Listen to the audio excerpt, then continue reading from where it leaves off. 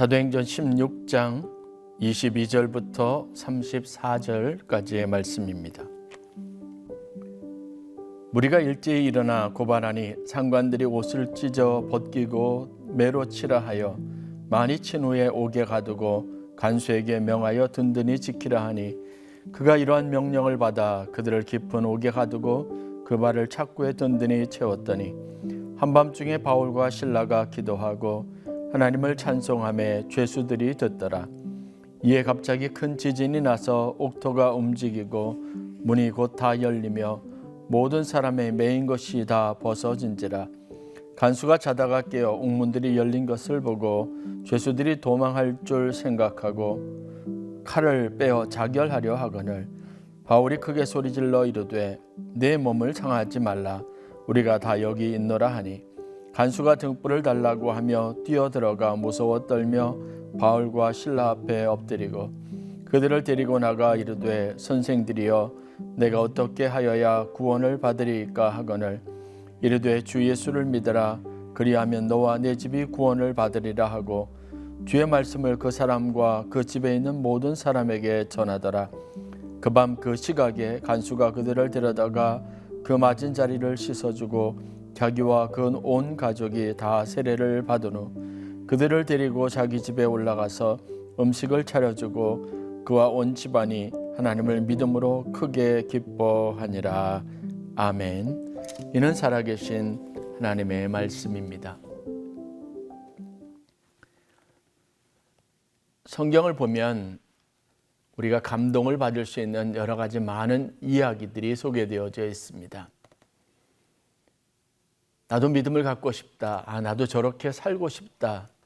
내게도 이런 믿음이 있었으면 좋겠다라는 우리 마음의 깊은 곳에서 우러나는 소원들이 있게 되고 또 그런 열망들이 신앙생활에 더 큰 열정을 갖게 하는 힘이 됩니다. 성경을 보는 즐거움이 있어야 합니다.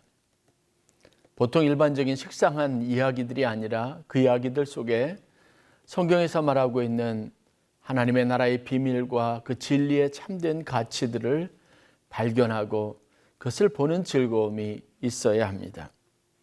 그런 의미에서 성경의 일반적인 교훈을 담고 있는 다른 여러 책들보다도 이야기와 스토리로 채워지는 복음서나 아니면 사도행전과 같은 이야기들 혹은 창세기부터 시작해서 출애굽기로 이어지는 이 일련의 모든 내용들 그리고 민수기와 신명기의 기록들은 우리에게 여러 가지 많은 흥미를 갖게 하고 또 하나님에 관련된 어떤 영적인 호기심을 불러일으키기에 충분한 이야기들로 가득 차 있습니다.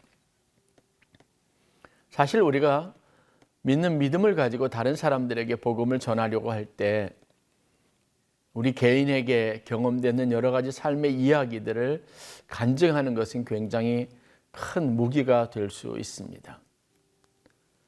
내가 먼저 경험한 바를 다른 사람들에게 전할 때 어떤 확신보다도 강한 확신을 가지고 그 사람을 단순히 설득하고 이해시키려고 하는 것보다는 오히려 훨씬 더 그 사람을 돕고 싶은 마음, 그 마음으로 사람들에게 다가가서 그들을 권하는 일들이 있게 됩니다. 전도를 해보지만 이러한 사실들이 있을 때 사실은 그 전도가 훨씬 더 효과가 있습니다. 전도를 잘하시는 분들을 보면 그가 전하는 말에 조금도 주저함이 없습니다. 자신이 경험한 것을 이야기하기 때문에 거기에는 어떤 아름답게 각색되거나 꾸며진 이야기도 아닌 정말 확신 있는 듣는 사람이 마음이 같이 움직일 정도의 그런 강력한 메시지들이 항상 포함이 되어져 있는 것을 알 수 있습니다. 그러므로 우리는 전도하는 데 있어서 예수 그리스도를 전하는 데 있어서 먼저 어떤 신선한 영적인 체험이나 간증들을 가지고 있어야 할 필요들이 있습니다.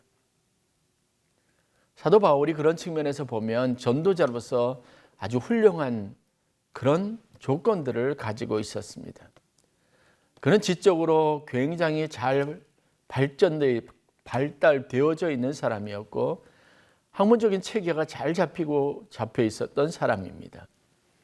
어떤 이야기를 들을 때 그 이야기를 기승전결 또 논리적으로 잘 해석하고 그 의미를 쉽게 사람들에게 전달할 수 있는 그런 가르침을 가지고, 심지어는 수사학을 공부해서 사람들에게 자기 의견 생각들을 피력하는데 굉장히 전달력이 있고 호소력이 짙은 메시지의 능력을 가진 사람이었습니다. 그런데 그가 예수 그리스도를 직접 경험했으니 그가 살아가면서 여러 가지 많은 문제점들과 어려움 속에서 많은 그리스도인들의 삶을 보고 그들의 헌신과 순교의 모습들을 바라보고 자기 본인 스스로도 예수님을 직접적으로 만나게 되는 경험을 하게 되었으니 그의 지적인 능력, 그가 가지고 있는 표현력, 그에 더해서 그가 실질적으로 경험했고 체험했던 일들은 굉장히 풍성하고 전도자여 선교사로서의 그의 이력과 경력과 사역에 굉장히 엄청난 큰 도움이 될 수 있었을 겁니다. 바울은 그래서 이러한 자신이 가지고 있었던 내면의 확신을 근거로 아무리 큰 어려움이 있거나 시험이 있더라도 흔들림 없이 자기가 믿는 바 신앙의 중심을 분명히 하고 믿음의 위대한 사역들을 감당하는 사람이었습니다. 신앙은 그런 면에서 다른 사람들이 보기에 어떤 탁월함이 있어야 하고 다른 사람들에게 주는 감동적인 요소가 있어야 합니다. 자연스럽게 각 사람에게 다른 사람들에게 전달되고 그들의 마음속에 스며들게 하는 어떤 실질적인 감화력이 있어야 하는 겁니다.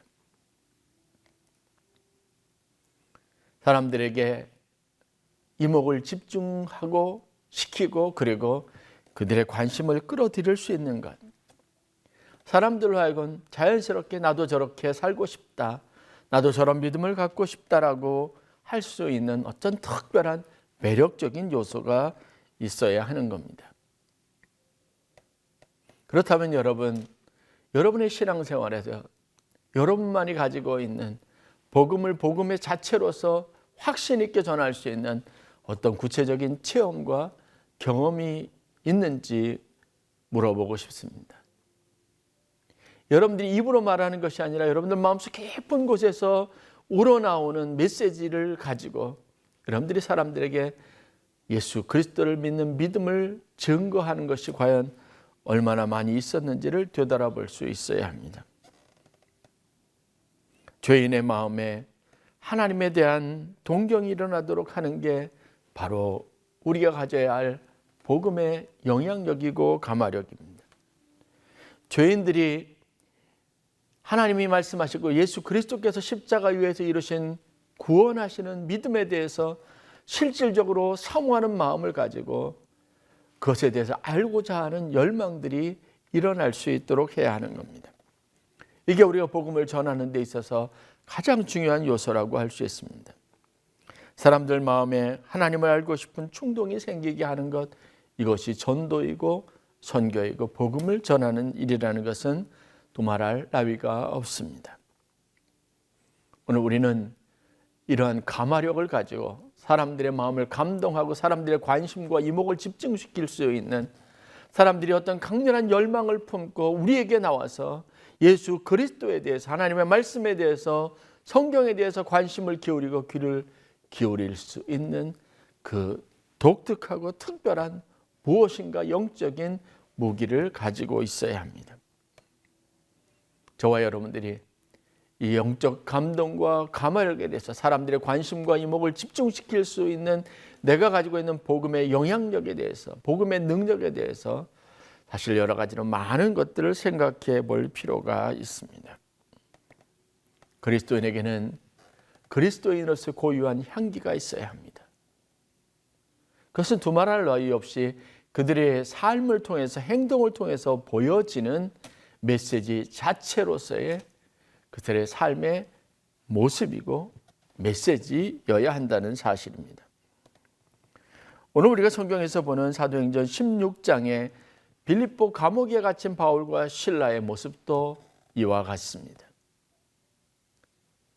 그들은 다른 사람들과 다른 사람이었습니다. 최소한 우리가 오늘 읽었던 본문의 말씀을 근거로 보아서도 그들은 아주 굉장히 탁월한 어떤 사람들과는 일반적으로 다른 모습들을 가진 사람이었고, 그들에게는 그리스도인으로서 사람들이 갖게 될 아주 매력적인 요소들이 있었습니다. 그들에게는 가마력이 있었습니다. 오늘 처음 시작되는 말씀을 보십시오.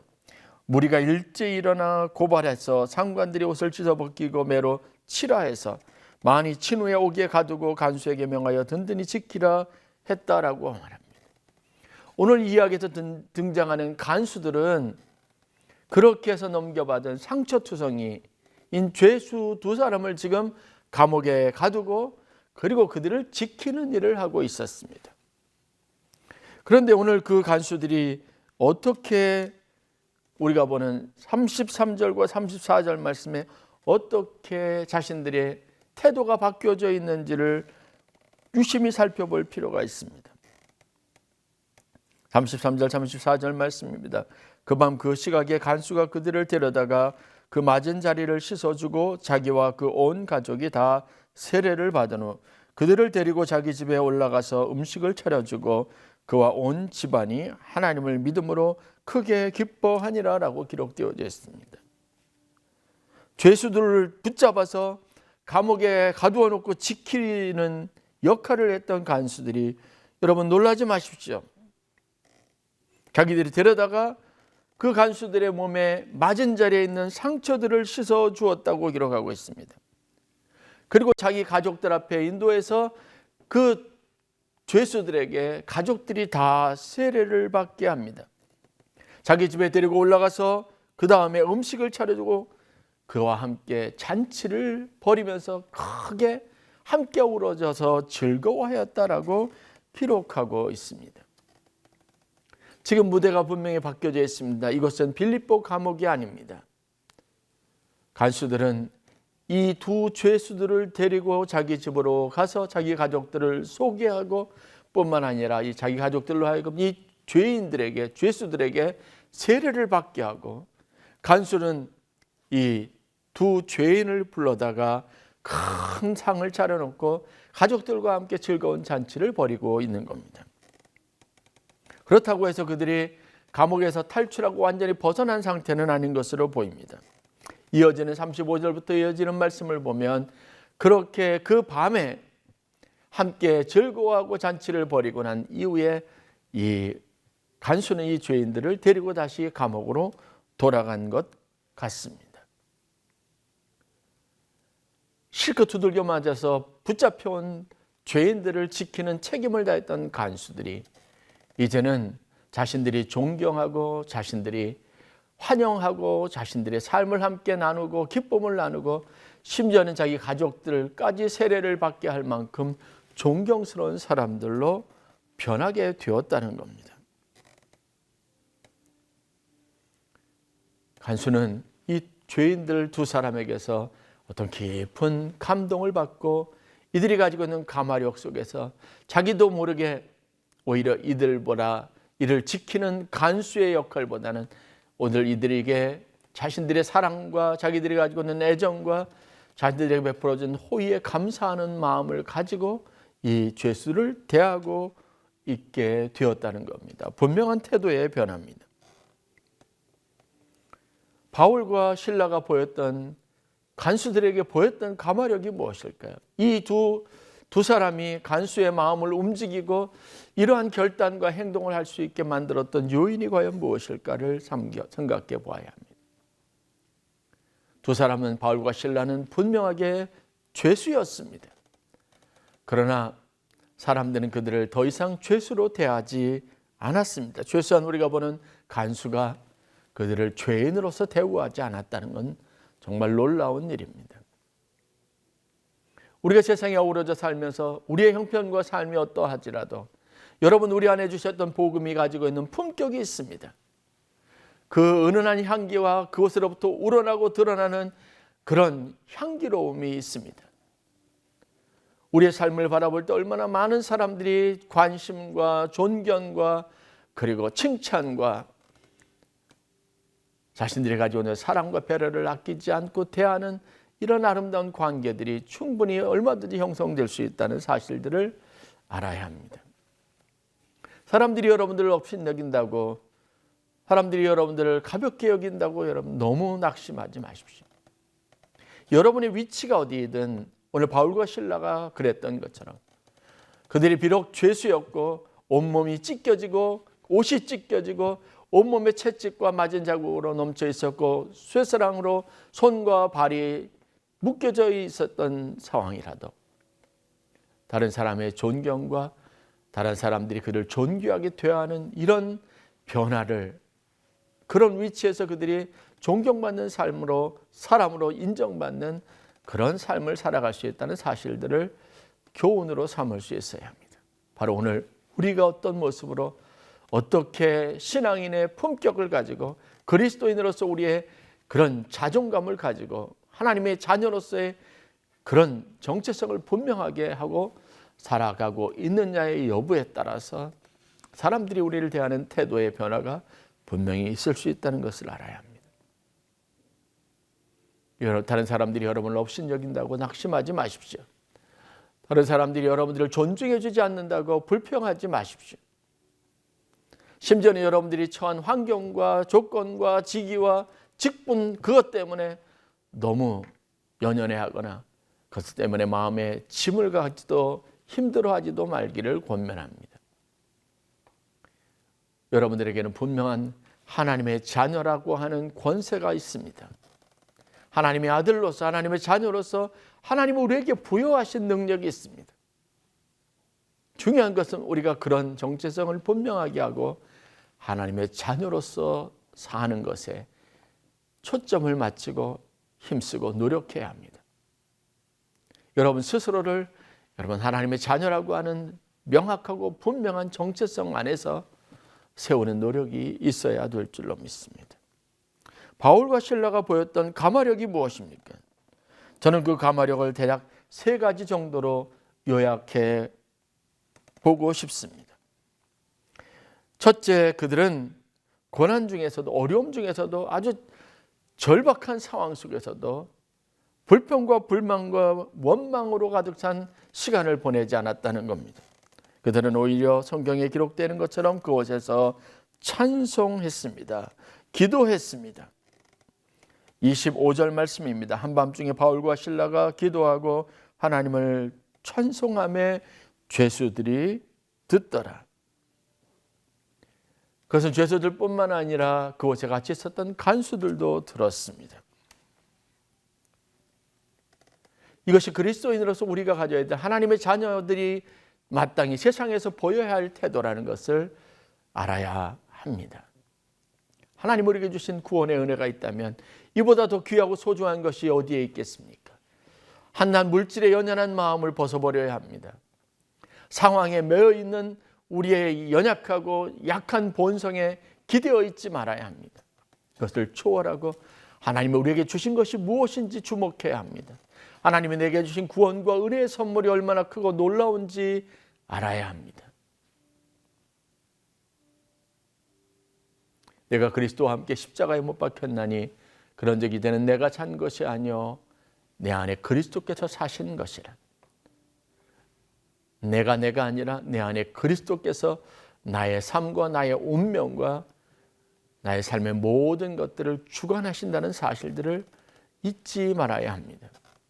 하나님의 자녀로서 그 자녀의 권세를 가지십시오. 최소한 오늘 우리가 성경에서 보는 바울과 실라는 그 모습을 가지고 있었습니다. 어디에서 그들이 죄수로서 사람들에게 옷이 찢겨지고 벌거벗긴 채로 매를 맞은 사람의 초라한 모습들을 발견할 수 있습니까? 없습니다. 그들에게는 오히려 감사와 찬양이 넘쳐났습니다. 그들이 그 밤중에 원망하지 않고 맞은 상처를 부여잡고 눈물을 흘리거나 고통스러워하지도 않았습니다. 오히려 하나님을 기뻐하고 하나님 앞에 찬양하며 예배하는 거룩한 감화력을 가진 사람들이었습니다. 그것이 사람들에게 마음에 울려 퍼지게 될 때 그런 모습이 그들에게 어떤 감동을 주었을지 우리가 상상해 볼 수 있습니다. 두 번째, 그들은 자신에게 주어진 기회를 따라 이기적으로 반응하지 않았습니다. 자신들의 안위에 연연하지도 않았습니다. 하나님의 기적과 같은 역사로 옥문이 열려지는 일이 있게 됩니다. 26절 말씀입니다. 이에 갑자기 큰 지진이 나서 옥토가 움직이고 문이 곧 다 열리며 모든 사람의 매인 것이 다 벗어진지라. 하나님의 역사입니다. 완벽하게 자유로운 몸이 되었습니다. 그 어느 곳에 누구도 개입할 수 없는, 인간으로 개입할 수 없는 하나님의 놀라운 기적과 같은 역사들이 그 현장에 있게 된 겁니다. 그런데 주목해 볼 것은 도망가지 않았다는 겁니다. 그런 기회를 따라 자기 육신의 편리함을 도모하거나 그것을 자신의 자랑의 수단으로 삼지 않았다는 겁니다. 기적은 하나님 우리 일상에 주시는 은혜요 축복이요 선물입니다. 너무 거기에 연연하는 것도 여러분 보기 좋지 않습니다. 하나님이 주신 축복이 있다고 너무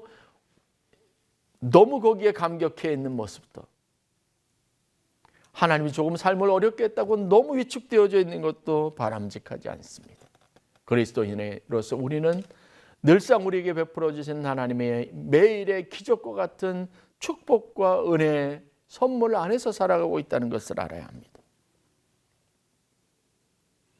그들은 언제나 어떤 상황 속에서 늘 동일함을 잘 유지할 수 있었던 믿음의 사람들이고 그 가마력이 그들에게 있었다는 겁니다. 세 번째는 그들이, 바울과 실라가 이 절박한 그리고 급박한 상황 속에서 간수장에게 보였던 따뜻한 배려에서 우리는 하나님의 사랑의 위대함과 그리스도께서 우리에게 보여주셨던 십자가 사랑, 그 위에서 보여주셨던 진짜 사랑의 모습을 발견하게 됩니다. 바울과 실라는 그런 상황 속에서도 스스로 자결하려고 했던, 그래서 자기 몸을 상하게 하려 했던 간수를 주목합니다.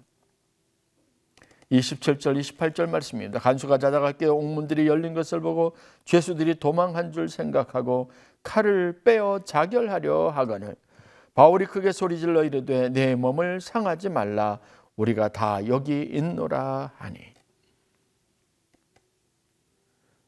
간수들에게 자기 몸이 다시 보여질 때, 간수들에게 발각되어질 때, 미리 사전에 간수들 몰래 빠져나가지 못했을 때 이루어질 일들을 생각하면 바울과 실라가 이렇게 여유 있게 겁없이 행동할 수는 없었을 겁니다. 그러나 그들에게 열려진 옥문, 자유로워질 수 있는 기회의 그 순간에 그 사실에 절망하고 자신들의 책임감에 굉장히 두려움을 가졌던 간수가 스스로 검을 빼어서 자결하려고 하는 모습을 보았습니다. 바울은 그 사람의 인생에 관계없이 빠져나가게 급급하지 않고 오히려 그 사람에게 말합니다. 멈추시오. 내 몸을 상하게 하지 마십시오. 우리가 다 여기 있습니다. 안심하십시오. 그러므로 간수에게 자신들로 인해서, 죄수들이 도망간 것으로 인해서 입을 해에 대해서 두려워하지 않게 했습니다. 곤란해하고 스스로 두려움 가운데 있었던 간수를 배려하는 따뜻한 마음을 봅니다. 우리 고난주간을 보내면서 우리 예수님의 십자가에서 보는 예수님의 아름다움이 바로 거기에 있지 않습니까? 그리스도인으로서 우리가 가져야 될 품격이 바로 거기에 있습니다. 작은 일이 일비하지 않고 내 육체의 정욕에 휩싸이지 않고 이기적인 생각과 자기 사리사욕에 매여서 다른 사람들의 인생에 관심 두지 않는 어리석음에서부터 벗어날 수 있어야 합니다.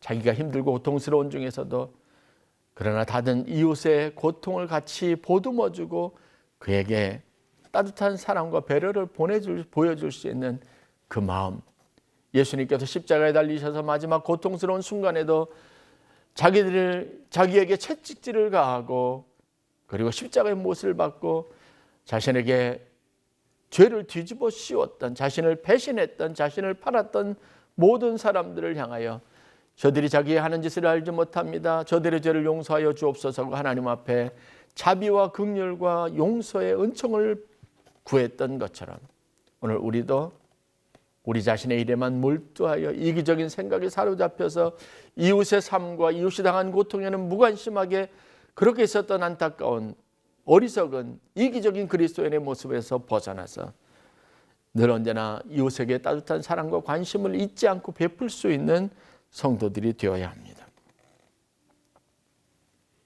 고난에 일희일비하지 않고 인생의 원망과 불평이 아니라 감사와 찬송으로 넘쳐나는 품격 있는 모습이 우리의 삶이 되어야 합니다. 작은 일에 너무 연연하거나 이기적인 기회를 따라 약삭빠르게 행동하는 그런 어리석음에서 벗어나 이기적이고 자기 욕심에 가득 찬 그리스도인의 모습을 버리고 언제나 어떤 상황이나 크게 흔들리지 않고 요동하지 않는 침착함을 갖는 그리스도인이 되어야 합니다. 그리고 어떤 상황에서도 자기의 이익만을 추구하지 않고 이웃에 대한 따뜻한 사랑과 관심을 놓지 않는 성도들이 되어야 할 줄 믿습니다. 이와 같은 세 가지 모습들, 고난 중에서도 일희일비하지 않고 찬송하고 감사할 수 있는 고귀함, 그리고 자기에게 주어진 육체의 기회에 너무 현혹되지 않고 그것을 자기의 이익의 도구로만 삼지 않으려고 하는 약삭빠른 재빠른 세속적인 사람의 모습이 아닌 그리스도인의 품격을 가져야 하고 상황에 흔들리지 않는 모습을 가져야 하고 마지막으로 어떤 상황 속에서도 이웃을 향한 따뜻한 사랑과 배려를 잊지 않는 그리스도인의 품격을 유지할 수 있어야 합니다. 간수는 그 감옥에서 품격 있는 그리스도인을 만나는 축복을 갖게 되었습니다. 바울과 실라를 통해서 그들이 믿는 하나님이 어떤 분인지를 보게 됩니다. 무엇이 저들을 그렇게 다르게 했으며 저들이 무엇 때문에 저렇게 다른 사람과는 다른 여유 있는 모습으로 다른 사람들 배려하는 따뜻한 배려와 사랑을 보일 수 있는 그런 일까지 할 수 있었을까 호기심을 갖게 되었고 간수는 두려움 없이 바울과 실라를 자기의 집으로 초청하게 하고 모든 가족들을 다 불러서 이 바울이 믿는 예수 그리스도에게 세례를 받게 함으로 같은 믿음의 소유자가 되게 했습니다. 그리고 바울과 그 신라를 함께 불러서 즐거운 잔치와 인생의 즐거움을 함께 나눌 수 있는 그런 변화, 자원하는 마음을 갖게 했다는 것을 우리가 성경을 통해서 보게 됩니다. 어느 누가 강요해서도 아니라 바울은 바로 그리스도인의 품격을 가지고 예수 그리스도의 참 능력을 가지고 그의 삶을 통해서 그 밤 빌립보 감옥에서 이와 같은 하나님의 위대하심을 드러내는 훌륭한 신앙인이었음을 우리가 보게 됩니다. 그리스도인으로서 여러분이 가져야 될 품격, 그것은 신앙입니다. 믿음입니다. 하나님을 향한 여러분들의 신앙의 열정이 여러분의 삶의 태도와 여러분들의 말과 언어와 습관과 여러분의 행동을 다르게 합니다. 그것이 여러분들의 그리스도인으로서의 아름다움이고 하나님이 주신 복음의 능력임을 믿으시기를 주의 이름으로 간절히 축원합니다. 안디옥 교회가 바나바를 중심으로 해서 사도 바울을 그곳에 데려와서 같이 사역을 하면서 여러 가지 다른 일상적인 신앙 공동체와는 다른 고귀하고 아름다운 모습을 가지고 안디옥 지역에 있는 많은 사람들에게 복음의 향기로 다가가 그 사회와 공동체를 새롭게 하는 능력 있는 공동체가 되었습니다. 그래서 안디옥에 있는 사람들은 그들을 일컬어 그리스도인, 즉 예수 그리스도를 믿는 사람들이라는 거룩하고 아름다운 그런 이름을, 명예로운 이름을, 영광스러운 이름을 그들에게 부여했음을 우리가 성경을 통해서 보게 됩니다. 이런 신앙의 전통과 그들이 가지고 있었던 영광스러움이 여러분 선교의 시발점이 되었다는 것은 우리가 주목해 볼 필요가 있습니다. 바울이 고린도후서 2장 14절부터 16절에 이렇게 새 언약의 일꾼으로서 우리의 부르심과 우리가 감당해야 될 사명에 대해서 언급하고 있는 말씀들을 접하게 됩니다. 항상 우리를 그리스도 안에서 이기게 하시고 우리로 말미암아 각처에서 그리스도를 아는 냄새를 나타내시는 하나님께 감사하노라.